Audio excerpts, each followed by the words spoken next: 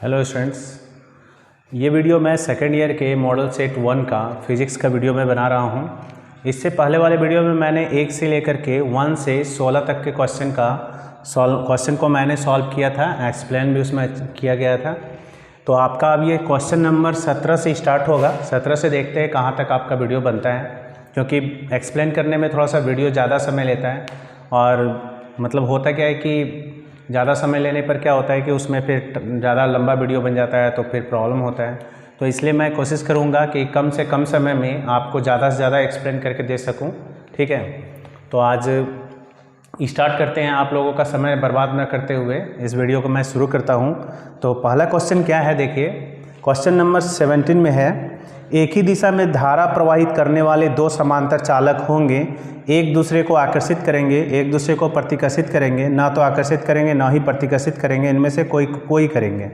तो हम लोग पहले क्वेश्चन को समझते हैं। क्वेश्चन में है क्या, क्वेश्चन में देखिए क्या है कि कह रहा है एक ही दिशा में धारा प्रवाहित करने वाले दो समांतर चालक। तो यहाँ पे दो समांतर चालक हैं जिनमें क्या है, धारा एक ही दिशा में प्रवाहित होती है। तो जब एक ही दिशा में प्रवाहित होती है तो हम लोग जानते हैं इसमें ये सिस्टम होता है कि जब दो समांतर चालक में धारा एक ही दिशा में प्रवाहित होगी, मान लेते हैं इसमें I1 और इसमें I2 है, दोनों के बीच डिस्टेंस D है। ठीक है, तो इसमें से याद रखना है कि जब दोनों चालक से समान धारा में दिशा अगर प्रवाहित होगी तो ये दोनों एक दूसरे को क्या करेंगे, आकर्षित करेंगे। ठीक है, एक दूसरे को आकर्षित करेंगे, याद रखना है। तो आपका क्वेश्चन नंबर 17 का जो आंसर होगा वो ए होगा। याद रखना है, ये एक दूसरे को क्या करेंगे, आकर्षित करेंगे।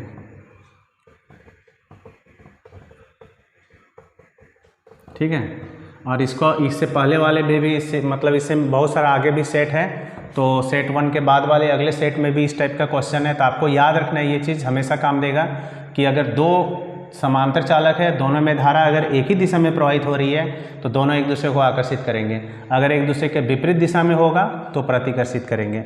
ठीक है, ऑप्शन आपको यहीं पे याद रखना है। अब क्वेश्चन नंबर है 18।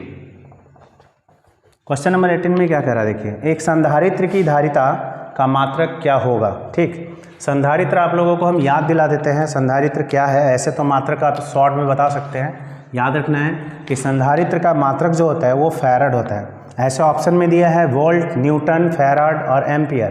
तो इसका मात्रक याद रखना है, सी नंबर में है, आंसर आपका है फैराड। संधारित्र क्या होता है वो आपको हम याद दिला देते हैं कि दो समांतर चालक प्लेट हैं और दोनों समांतर चालक प्लेट जो हैं परिपथ में जुड़े होते हैं, और ये क्या करते हैं, अधिक से अधिक मात्रा में आवेशों का संचय करते हैं, मतलब आवेश को संग्रहित करने का काम करते हैं। तो इसकी जो धारिता होती है, धारिता यहाँ पर क्या चीज़ है, धारिता आपको बता देते हैं कि धारिता क्या है। तो धारिता है आवेश जो संचित कर रहा है, उस आवेश संचित करने की जो क्षमता होती है उसी को धारिता कहते हैं। ठीक है, धारिता।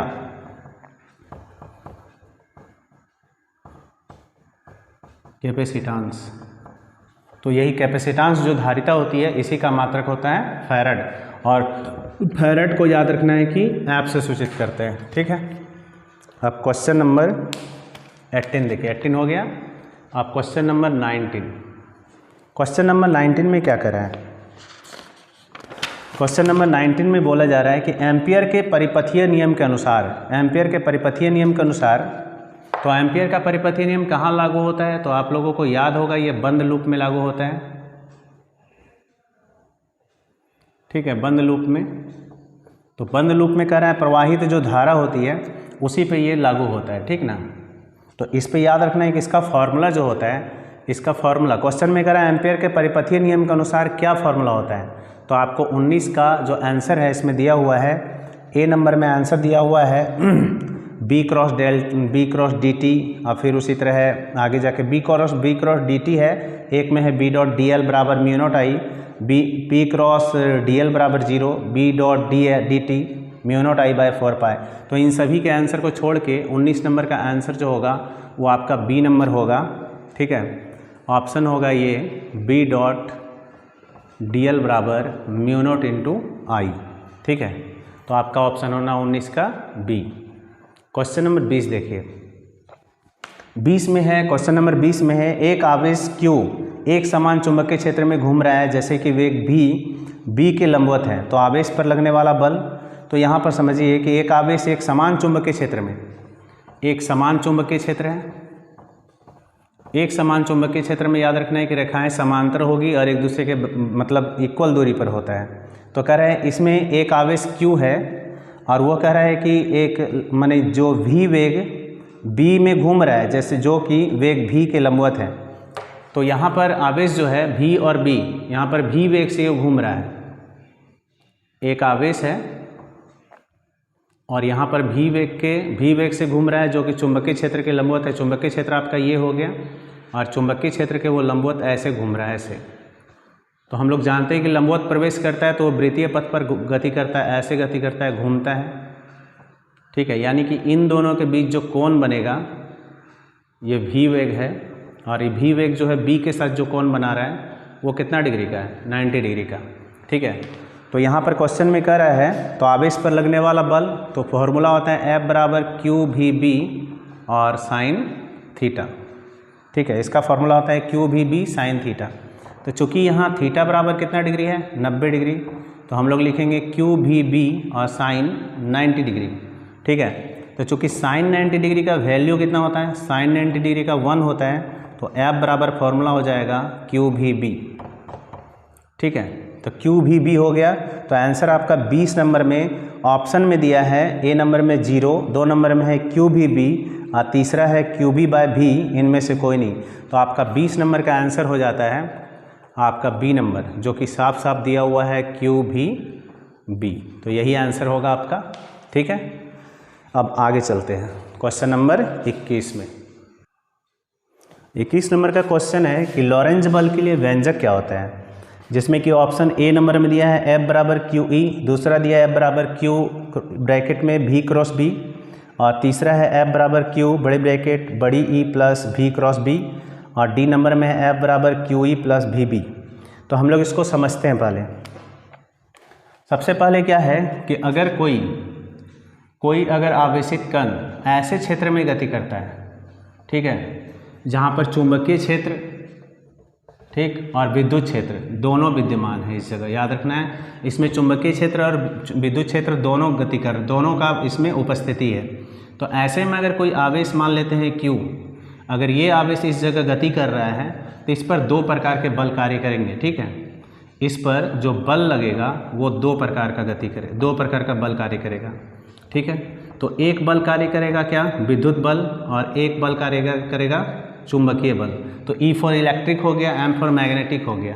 यानी कि इन दोनों बलों को जो जोड़ करके लगाया जाता है उसी को हम लोग बोलते हैं लॉरेंज बल, ठीक है। इसको हम लोग बोलते हैं लॉरेंज बल। तो इस पर जो लॉरेंज बल लगेगा, यानी कि टोटल बल जो लग रहा है F बराबर वो होता है FE और फिर होता है FM, दोनों को मिला करके। तो FE का जो वैल्यू होता है, FE का फॉर्मूला यानी विद्युत बल जो लगता है, FE बराबर हम लोग पढ़े हैं, पहले लिख लेते हैं। FE बराबर पढ़े हैं QE और FM बराबर पढ़े हैं हम लोग Q और QV क्रॉस B, ऐसे पढ़े हैं, ठीक है। ये हो गया चुंबकीय क्षेत्र में लगने वाला बल, यह है विद्युत क्षेत्र में लगने वाला बल। तो अगर हम इसमें दोनों का मान इसमें रख दें, FE का वैल्यू ऊपर रख देते हैं, तो हो जाता है QE प्लस QV ब्रैकेट हो जाता है V क्रॉस B, ठीक है। तो इसमें से देखिए कॉमन क्या आ रहा है, आपका कॉमन आ जाता है Q, तो अंदर में जो है ब्रैकेट में, बड़ी ब्रैकेट में इसको रखते हैं तो हो जाता है E plus V cross B, ठीक है।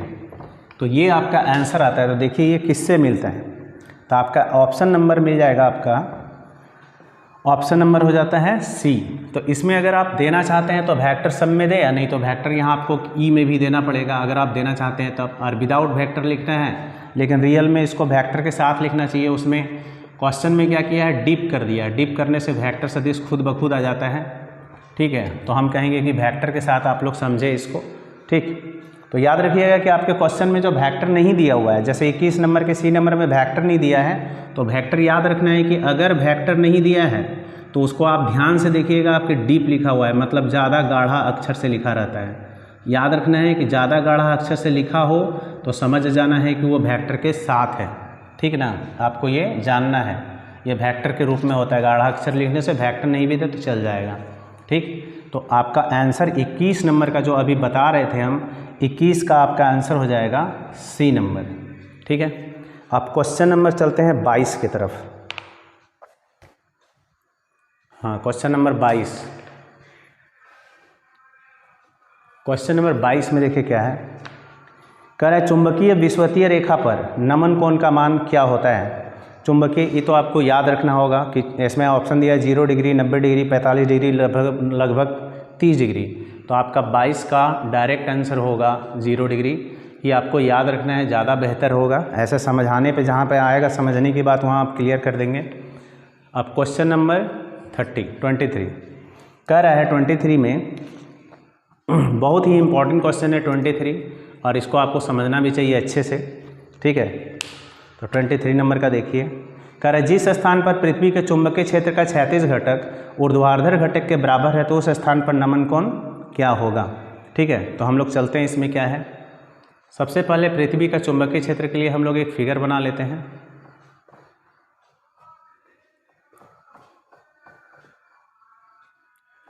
ठीक है, तो ये याद रखना है कि ये भौगोलिक याम्योत्तर है, भौगोलिक याम्योत्तर है, और ये वाला जो आया ये चुंबकीय याम्योत्तर है,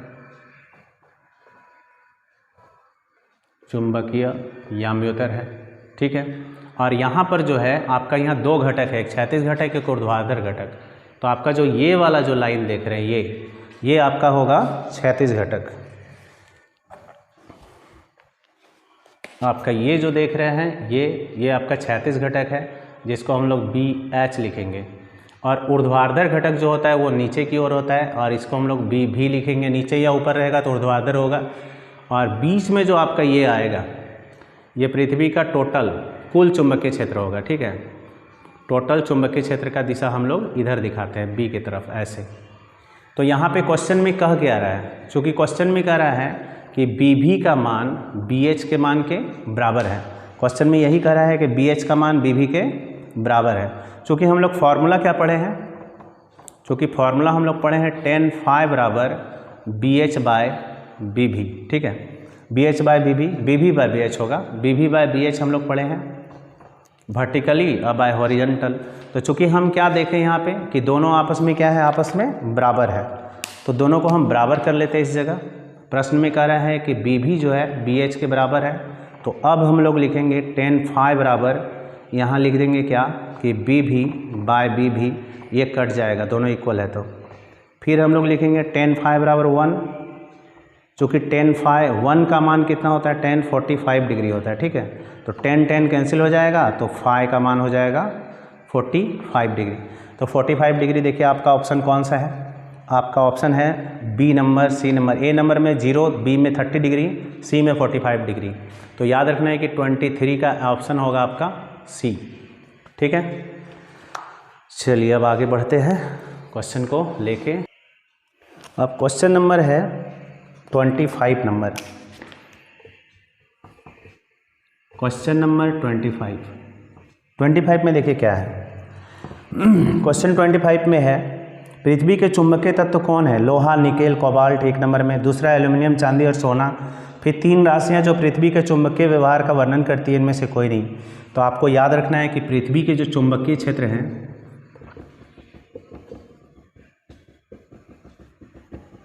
चुंबकीय तत्व हैं, वो 3 राशियों से इसका वर्णन होता है, और उस आंसर होगा आपका 3 राशि, 3 राशियाँ, चुंबकीय अवनमन, चुंबकीय दिक्पात, और एक होता है चुंबकीय क्षेत्र, जो पृथ्वी का चुंबकीय क्षेत्र का क्षैतिज घटक कहलाता है। तो ये 3 राशियाँ होती है। तो आपको आंसर याद रखना है इसका 25 का ऑप्शन नंबर C होगा, 3 राशि वाला। ठीक है, अब चलते हैं 26 नंबर की तरफ। क्वेश्चन नंबर 26 क्वेश्चन नंबर 26 में आप लोग देखिए क्या है। क्वेश्चन नंबर 26 में एक 50 मिली हेनरी कुंडली में 4 एम्पीयर की धारा होती है, जिसमें जूल में संग्रहित ऊर्जा होती है, कितनी होती है। तो यहाँ 50 मिली हेनरी, इसमें इस कुंडली की बात कर रहा है, एक कुंडली है। ठीक है, इसका जो गुणांक है, प्रेरण गुणांक, वो है 50 मिली हेनरी। ये 50 मिली हेनरी पता है किसका मान है, ये L का मान है। ठीक है, 50 मिली हेनरी। अब इसमें एल का जो मिली हेनरी है तो मिली को हम लोग हेनरी में बदल देते हैं तो 10 पे पावर माइनस 3 हेनरी होगा। याद रखना है, मिली से हेनरी में बदलेंगे तो 10 पे पावर माइनस 3 से उसको मल्टीपल कर देंगे, गुना कर देंगे। अब इसमें धारा का जो मान है वो कितना है, 4 एम्पियर है। तो हम लोगों को निकालना है इसमें जूल में ऊर्जा कितनी संग्रहित है, यानी कितनी ऊर्जा इसमें जमा है, ये निकालना है। तो चूँकि फॉर्मूला होता है इसका U बराबर 1/2 Li²। तो 1/2 L का वैल्यू यहाँ है 50 गुना 10 पे पावर माइनस 3 और I का मान है 4 एम्पियर, तो 4 का स्क्वायर। तो फिर 1/2 गुना 50 गुना 10 पे पावर 3 और 4 का हो जाएगा 16। तो 2 से हम लोग कटा देते हैं इसको, 2 8 16, तो 8 पंचे 40, 400 गुना 10 पे पावर माइनस 3। तो 10 पे पावर माइनस 3 के अगर हम माइनस 2 ठो जीरो इसका गायब कर दे तो 4 गुना 10 पे पावर माइनस 1 होगा, यानी कि अगर हम इसको नीचे लाएं तो हो जाएगा 0.4 और ये होगा जूल में है चूँकि, इसलिए आंसर होगा जूल। तो आपका ऑप्शन है ए नंबर में 0.4 जूल, तो यही आंसर होगा आपका, यानी कि 26 नंबर का आंसर होगा ए 0.4 जूल। ठीक है, तो 26 नंबर कंप्लीट हुआ। आगे चलते हैं 27 नंबर में। कह रहा है प्रेरित विद्युत वाहक बल की ध्रुवता किसके द्वारा पाई जाती है, मतलब किसके द्वारा ध्रुवता हम लोग निकाल सकते हैं। तो बायो सावर्ट नियम नहीं होगा इसमें, फ्लेमिंग का दाएं हाथ का नियम नहीं होगा, क्योंकि प्रेरित विद्युत वाहक बल लेंज के नियम से निर्धारित होता है उसकी दिशा।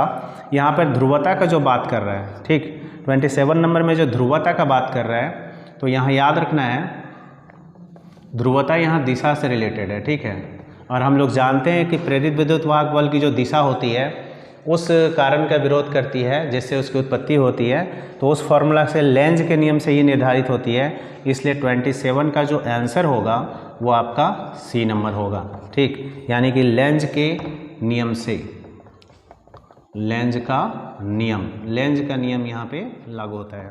ठीक है।